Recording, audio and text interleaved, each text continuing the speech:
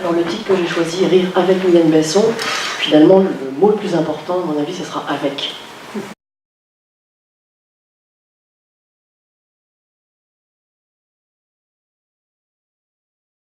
Et avec Mylène Besson, parce que vous allez le voir, on ne rit pas tant que ça avec les autres artistes, puisque j'ai essayé de faire un parcours chronologique. Mais j'ai quand même trouvé matière à exposition, qui pourrait s'appeler C'est pour rire. Et je vous ai mis mon maître. Si vous avez des images que je n'ai pas trouvées, que j'aurais dû trouver, bien n'hésitez pas à me les envoyer. Ça me fera très plaisir. Voilà. Donc cette conférence, elle prend pour point de départ une interrogation sur le rire dans le dessin des femmes qui rient. Je vous montrerai très peu finalement d'images du travail de Mylène parce que vous pouvez aller les voir. Il y a des expositions à la médiathèque et puis à les citer.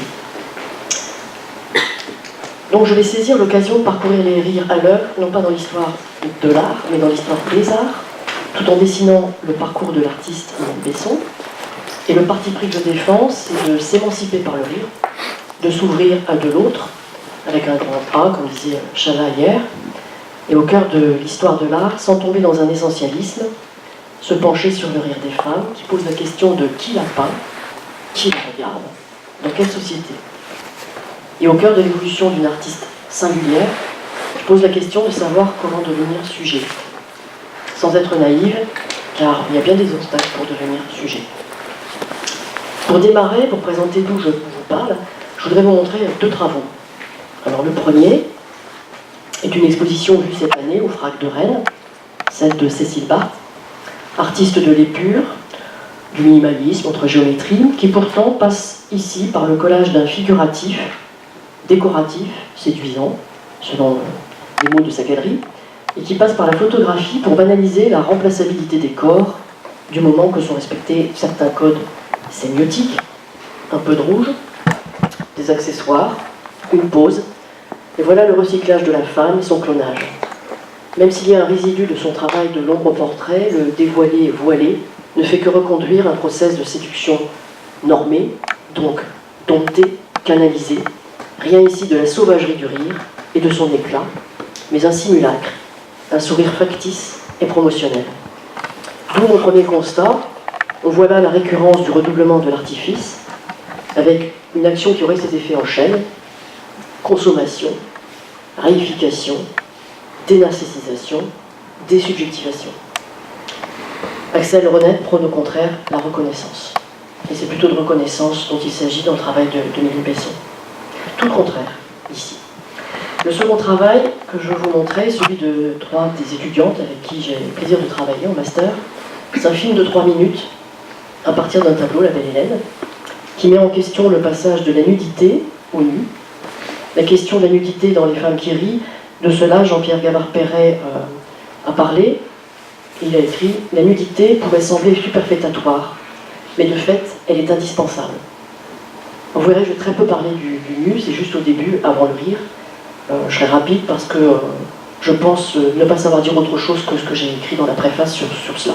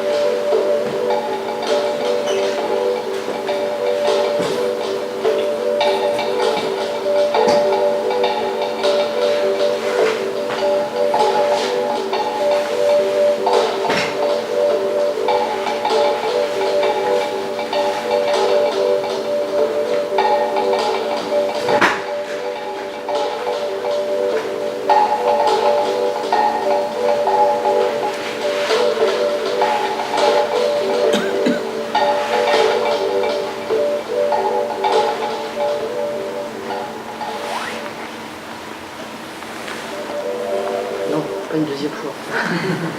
Voilà. Donc, au moment de leur remettre le premier prix du concours mise en portable, le président du jury a posé la question suivante: pourquoi avoir représenté la nudité? En quoi était-ce nécessaire dans votre film? Vous voyez qu'on peut partir de loin, puisque vous avez compris qu'on suit un modèle dans la tradition des ateliers de modèles vivants nus, dont elle voulait montrer que ce sont des femmes comme toutes les autres qui vont au café. Et le membre du jury en question regarde plutôt un corps de femme, la plasticité, qui renvoie à la considérer comme un objet à regarder, passif, à qui on impose la pose. Le modèle, lui, n'est pas dupe. C'est Tiphaine donc, qui a fait une école de beaux-arts, qui est dans notre master expographie et muséographie, avec son petit sourire, mais un petit peu fugace avant de se dévêtir. Et jeudi soir, une des personnes qui a participé à l'expérience des femmes qui rient, Hélène, disait bien qu'elle n'était pas considérée comme un modèle, comme une femme. Et Claire, dans les témoignages, écrit que quand on rit vraiment, on ne peut pas prendre la pause. Donc c'est pour s'éloigner un petit peu de ces modèles, mais je voulais les poser en point de départ, puisque ce membre du jury n'a pas regardé la démarche, d'où le livre, le catalogue qui évoque la démarche du travail autour de ce dessin. Et ici, c'est une démarche de l'incarnation ou faire tableau. Il n'a pas souligné ce léger sourire. Et puis Tiphaine n'est pas dupe, après avoir reçu le prix, elle nous a dit: ah ben ça rapporte de se mettre un poil. Je crois que ce qui n'a pas été vu, c'est la présence de Paris dans le tableau, la présence masculine. Même si Paris n'accompagne pas la belle Hélène dans le film, le nu féminin semble lié à un regard masculin, à cette présence. Un témoin masculin pourtant absent, mais qui a bien été réintroduit et pensé, par exemple, par Bernard Noël, dans le film qui est consacré à Mylène, et qui évoque le regard masculin face au nu. Alors je vais être très structurel, je vais vous parler en 4 parties. D'abord, parler du rire, parfois d'un rire de décompensation, de déflagration, de soupape à la violence du monde. Ensuite, je ferai un inventaire à travers l'histoire des arts, du rire, et pas du sourire. Vraiment, j'écris sous, S-O-U-S plus loin, rire, en bémol. Je serai avec une limite importante, c'est que je vais me limiter à l'art occidental, pour rester dans le format de l'heure. Donc il n'y aura pas d'analogie bouche-sexe, comme on peut le voir, et comme l'ont vu les anthropologues. Ensuite, je vous parlerai de la puissance du rire, quel enjeu pour devenir sujet. Et enfin, l'individuation d'un itinéraire, celui de Mylène Besson, des larmes au rire. Alors, pour commencer, le rire. Le travail de Mylène Besson fait voler en éclats l'académisme, le nu académique statique, et chez elle, le rire permet de passer de l'objet, sourire convenu, au sujet, l'être à nu, dans une capacité d'être libre, à savoir de quoi et de quelle représentation. Donc ma première question, c'est: peut-on si facilement se libérer du regard de l'histoire de l'art, du masculin? Et est-ce que s'en libérer veut dire l'exclure? Cette présence du masculin, Paris, ou dans les propos de Bernard Noël, nous ramène peut-être du côté de la séduction. Bernard Noël dit: ce ne sont pas des personnages sensuels, leur rire chasse leur sensualité, elles se moquent du témoin. Donc la précision de. Il pose donc la question du pourquoi elle rit, ce qui permet de désamorcer le rire, de le comprendre, de le prendre ensemble, et de manière implicite, beaucoup de tableaux de France Hals, qui a peint des rires, célèbrent sous le titre facile la bohémienne, mais il s'agira en fait d'une courtisane qui renvoie à la luxure. Le rire est toujours du côté du populaire, du vulgaire, voire Ribera. Le monde du comique risque à chaque moment de sombrer dans le frivole, dans la trivialité, dans la démocratie du vulgaire. Et je cite George Steiner: le piège pour le tragique, c'est le pathos. Pour le comique, c'est le P. Alors cette femme au but, vous avez l'impression qu'on va en... Moi j'ai eu l'impression de trouver beaucoup de rire finalement, mais après je me suis aperçu que c'était plutôt des séries, comme cette joueuse de lutte. Et dans les petits cartels, bon, vous ne pouvez pas le lire, enfin, même s'il est long, il n'y a rien sur ce rire. Ce rire est pourtant éclatant, mais c'est un cartel sur la technique du tableau. Donc je me suis intéressée aussi à ce qu'on disait, si vous voulez, dans l'espace muséographique. Celui-ci m'a intéressé: 2 femmes à la fenêtre, donc chez Murillo. Sa ville, Séville, on pourrait supposer 2 sévillanaises, donc peut-être un chaperon, vu la différence d'âge, ou 2 personnes de la bonne société, puisqu'il y en a une qui se couvre bien la bouche quand elle est en train de rire. Mais si on lit un autre titre qui lui a été donné, Les femmes de Galicie, on pense plutôt à 2 prostituées, puisque c'est de Galicie qu'on pourvoyait en courtisane Séville. On suppose qu'elle fut peinte pour un marchand flamand ou allemand, qui a résidé à Séville, et que la composition des personnes à la fenêtre dénote plutôt une licence sexuelle. Il y a les Robert au balcon, il y a les femmes au balcon. C'est un motif répandu dans la peinture allemande, et pas encore en Espagne, mais Murillo connaissait très bien les modèles nordiques. Donc vous voyez que le rire désigne déjà la sexualité, est un signe de mauvaise vie, d'indécence. On peut faire une référence à Aristophane, le rire jaillissant de l'obscénité du pornographique, geste ridicule que constitue l'éros, quoi de plus risible que la vie sexuelle. Celui-ci, peut-être qu'il ne vous aura pas échappé, tableau célèbre, puisqu'il a été beaucoup copié par Courbet et d'autres. Le rire est à la taverne, toujours pour le peuple, ou au balcon, tout à l'heure, du côté des servantes, qui, elles, montrent leur dent, leur défaut de dent, le fait d'être édentées. Passé ce souffle positif du protestantisme du XVIIe, il me semble que le rire va s'effacer de la toile, et on va lui préférer le sourire. Au nom de principes esthétiques d'harmonie, d'ordre et de mesure, il faut exclure le rire au XVIIIe siècle galant, puisqu'on préfère le voluptueux. Vraiment, la bouche ouverte, c'est inconvenant. Cette inconvenance pèse lourd sur les femmes. De leur cascade de rire, vous avez remarqué qu'on disait qu'elles gloussent souvent, comme les poules, gloussement. Donc ça tire vers une sorte d'animalité, une sexualité trop montrée. La bouche ouverte de la femme, et là je vais citer Arlette Farge, forcément, la bouche ouverte de la femme et son rire à pleine gorge sont reçus par les sociétés du XVIIIe siècle comme des outrances qui rendent la femme trop femme, excessive dans son désir. Bon. Après la Révolution, le rire est associé à l'ancien régime monarchique. On va entrer dans l'âge du sérieux. Au XVIIIe, on fait des joutes verbales, des duels d'humour qui ne sauraient pas finir par une injure. On avance dans le temps. On trouve toujours des portraits de nourrices. Alors ce qui m'a amusé, c'est que ce portrait de nourrice, fois par un conservateur bien avisé, a été exposé à côté d'une copie de la Joconde. Ça, je trouve que c'est un bel acte muséographique. Le rire en peinture est le défi des expressions dans le portrait ou les scènes de genre, scènes de vie quotidienne, qui mettent souvent en scène des personnages enjoués. Bon, évidemment, au XVIIIe, vous aurez beaucoup de fêtes talents. Enjoué, c'est pas pareil, c'est la joie de vivre, c'est pas le rire soudain. Chez les contemporains, j'en ai trouvé assez peu dans la peinture. J'en ai trouvé un, vous voyez, le rire est renversant, c'est bien connu. Je pense qu'il ne serait pas content du tout que je l'ai mis là dans ma série, puisque le meilleur moyen de vider de son contenu un tableau, c'est de le mettre. Il voulait qu'on ait l'attention sur la matière et pas qu'on revienne sur le contenu. Ben, moi, j'ai voulu voir quand même cette femme qui rit. J'attire peut-être l'attention sur une anecdote. Je passe à la sculpture.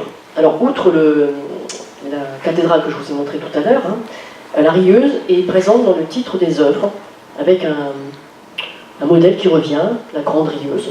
Vous avez là beaucoup de séries. J'ai fait un bref survol qui permet de voir comment on associe cette rieuse sculptée à un motif mythologique, à la bacchanale. Son succès dans la sculpture s'explique par le fait de vouloir capter le fugitif éphémère. On va en trouver beaucoup chez Carpeau, chez Moudon. Alors on a trouvé une petite série, vous voyez, avec ce mouvement de coups particulier aussi. Cet éclat, c'est magnifique celle-ci.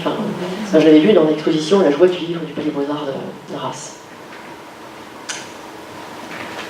D'autres plus anciennes, pour montrer quand même. Et je finirai sur celle-ci, cette petite série, où la semaine dernière j'étais au Musée des Beaux-Arts de Montréal, je vous l'ai dit, et là je vois une des rieuses, Youpi, de Carpeau. Alors les photos ne sont pas très bonnes, mais elle est exposée, cette rieuse, à côté d'une sculpture de femme noire, vous voyez, une jeune abyssinienne esclave, de Cordier, avec une larme représentée. Le rire est là. Et ce sont dans les cartels deux têtes d'expression. On insiste beaucoup sur le travail ethno. Et vous voyez que la mise en exposition est importante, autant que de voir le contexte de l'histoire de l'art. Le discours muséographique, ici, insiste plutôt sur l'expressivité et le contraste entre les deux. On voit bien l'opposition de la condition des femmes entre un motif mythologique et puis réalité anthropologique. Le rire est mis aussi du côté de l'enfance, de l'élection divine de l'enfance. C'était du moins le point de vue de l'exposition Joie de vivre qui explique que le rire n'est communément représenté qu'à partir de l'époque moderne. Alors voilà, on retrouve des gens, des enfants, des petites filles qui rient. Et chez une contemporaine, vous avez toute une série chez Morissette Toussaint de plutôt fou rire et où on se cache la bouche. La photo. Plus que la sculpture, le médium privilégié du rire est la photographie. Et rappelons-le, pour le travail de Mylène, la photographie est essentielle. Le rapport à l'autre se joue dans l'acte.